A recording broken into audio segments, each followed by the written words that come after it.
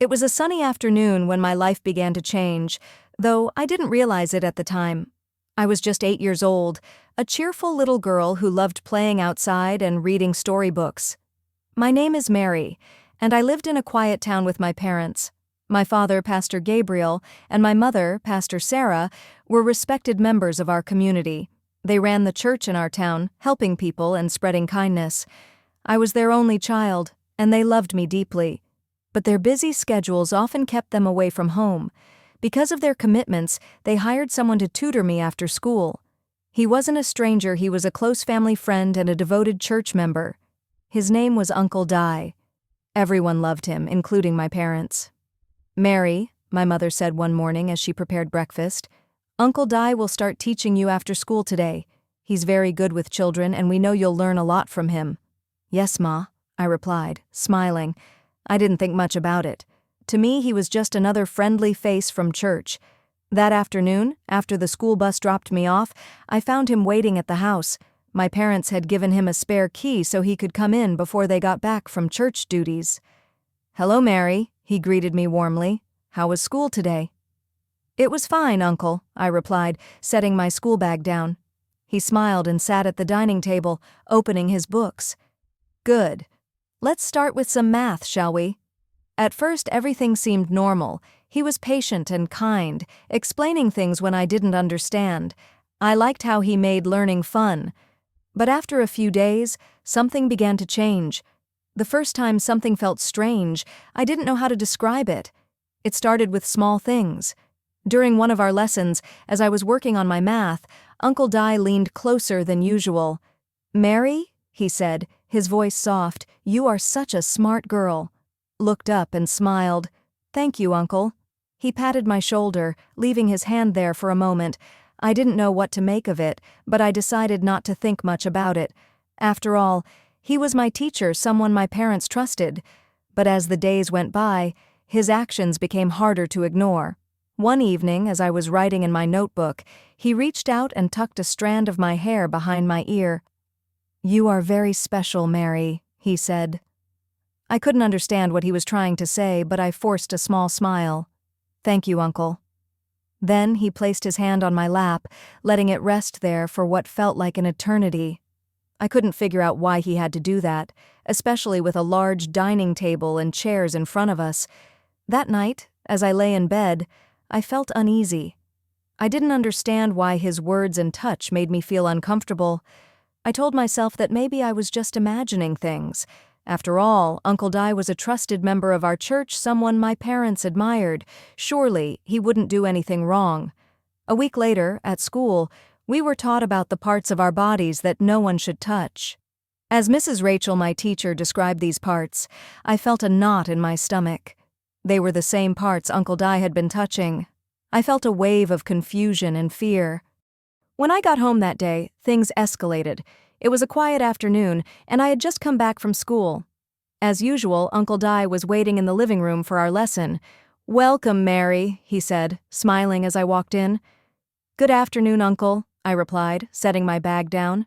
We started the lesson, but halfway through he stopped and looked at me. "Mary," he said, "you trust me, don't you?" I nodded hesitantly. "Yes, Uncle." He smiled. "Good. I want you to think of me as your second father.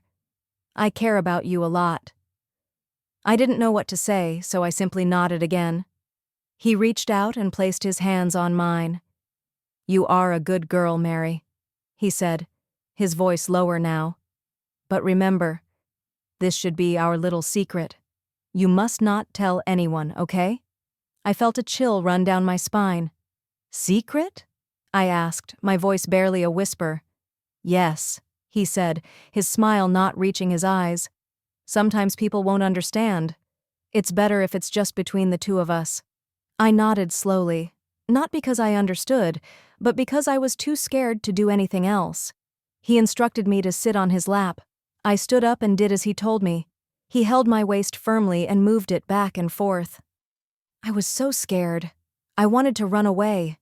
I wanted to scream, but I felt helpless. From that day on, everything changed.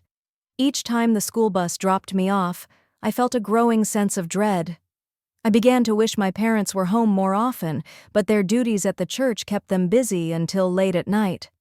One evening, after a particularly long day at school, I came home to find Uncle Di waiting as usual. This time, he locked the door behind me. "Mary," he said, his tone too casual, "let's sit in the living room today instead of the dining table." I hesitated but obeyed, sitting on the edge of the couch. He sat beside me, much closer than I was comfortable with. "You've been very quiet lately," he said, his hand resting between my thighs. "Are you upset with me?" "No, Uncle," I quickly replied, shifting slightly to the side. "Good," he said, his hand still in place. "You are a very special girl, Mary. Don't forget that I wanted to run. I wanted to scream, but I couldn't move. I felt trapped, suffocated by his presence. That night, as I lay in bed, tears streaming down my face, I knew I couldn't keep this to myself anymore. But how could I tell my parents? They trusted this man so much. He was a devoted church member, and I was just a child. Besides, my parents were never around. Whenever they were home, it was either Bible study or family devotion. I thought about talking to my class teacher, but for some reason it felt too weird to say it out loud. The next day, I felt sick. My stomach churned as the school bus drove closer to my home. My friends chattered around me, laughing about something that had happened in class, but I couldn't focus. All I could think about was the locked door, the heavy silence, and the way Uncle Di had his hands lingering on my body. When I stepped off the school bus, I wanted to run away, but I didn't know where to go. Instead, I walked slowly to the door, hoping that maybe, just maybe, he wouldn't be there. But there he was, smiling as he unlocked the door.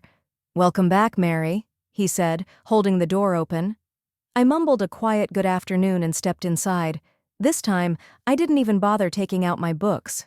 "Uncle, I'm tired today," I said quickly. "Can I rest for a while?" He frowned slightly, but nodded. "Of course. You've been working so hard lately." I went to my room and closed the door behind me. For a moment, I just stood there, my heart racing. Then, I grabbed a piece of paper and a pen from my school bag. I don't know what made me write the note. Maybe it was desperation, or maybe it was a tiny voice inside me that refused to stay silent. All I knew was that I couldn't carry the secret alone anymore. The words spilled onto the page. "Mommy, Daddy, I need to tell you something. Uncle Di makes me feel uncomfortable. He touches me in ways that make me scared. Please don't let him come anymore." I folded the paper and slipped it into my mother's Bible, where I knew she would find it during her evening prayers. Then I sat on my bed, waiting and praying that I had done the right thing. That evening, my parents came home as usual. My father kissed my forehead and asked about school, and my mother hummed as she prepared dinner. Everything seemed normal, but my heart was pounding. After dinner, my mother picked up her Bible and opened it. I watched her closely, my hands clenched tight in my lap. When she found the note, she paused, her brows furrowed. "What's this?" she asked out loud. I froze, unable to speak. My father looked over, curious. "What is it, Sarah?" he asked. My mother unfolded the paper and began to read. Her face changed as she read. First confusion, then shock, and finally a deep, angry sadness. "Mary," she said, her voice trembling, "come here. I stood slowly, my legs feeling like they might give out. "What is this?" she asked, holding up the note. "Is this true?" Tears streamed down my face as I nodded. "Yes, Mommy. It's true." My father's expression darkened. "Mary, are you saying that Uncle Di has been doing this to you?" I nodded again, unable to speak. My mother let out a cry of anguish and pulled me into her arms. "Why didn't you tell us sooner?" she whispered. "I was scared, Mommy," I said, my voice barely audible. "I thought you wouldn't believe me." My father stood up abruptly, his face a storm of emotion. Without another word, he grabbed his phone and walked outside. My mother held me tightly, whispering, "It's okay, Mary. It's going to be okay." The next day, everything changed. My father had called a meeting with the church elders, and my mother stayed home with me, refusing to let me out of her sight. When my father returned, he looked tired but determined. "Uncle Di has been removed from his church duties," he told my mother. "But he's denying everything, of course. Of course he is," my mother said bitterly. "A man like that would never admit to his sins." That evening, my father knelt before me. "Mary," he said, his voice gentle, "we believe you. We are so sorry this happened to you, and we will do everything we can to protect you. Do you understand?" I nodded, tears welling in my eyes. For the first time in a long time, I felt relieved. The days that followed were both a relief and a nightmare. Uncle Di never came to our house again, and I felt a sense of freedom I hadn't known in weeks. But the weight of everything that had happened still lingered. At church, whispers started to spread. People noticed that Uncle Di was no longer leading the choir or organizing the youth program.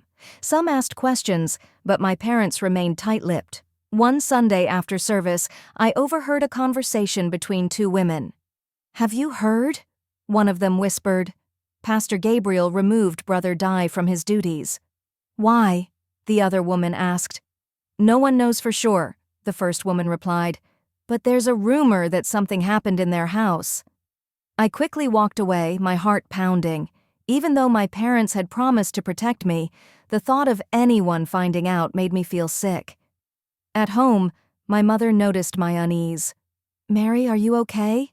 she asked gently. I hesitated. "What if people find out, Mommy? What if they don't believe me?" She pulled me into her arms. "Mary, listen to me. You did nothing wrong. If anyone dares to say otherwise, they will answer to us and to God. Do you understand me?" I nodded, but the fear didn't go away. A week later, my parents decided it was time for me to talk to someone who could help me heal. "Mary," my father said one evening, "we're taking you to see a counselor. Her name is Mrs. Margaret.